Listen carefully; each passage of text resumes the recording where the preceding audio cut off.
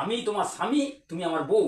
কোনোদিন আমার মুখের উপরে কথা বলবে না। যেটা আমি ভাববো, যেটা আমি মনে করব, সেটাই ঠিক। ঠিক আছে? আর কোনোদিন দেখবো? কারণ তোমার কোনো গুরুত্ব আমার কাছে নেই।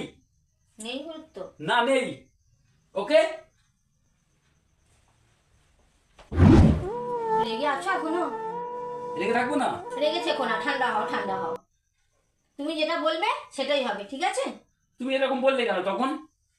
তুমি আমার স্বামী, তুমি যেটা বলবে, যেটা করবে সেটাই হবে, ঠিক আছে?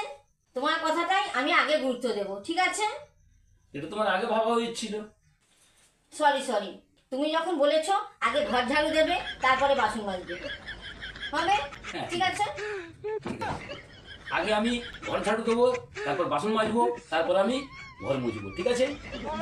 ঠিক আছে, ঠিক আছে, যাও তাহলে তুমি আগে ঘরটাই ঝাড়ু দাও। হ্যাঁ, একটু হাসো, একটু হাসো।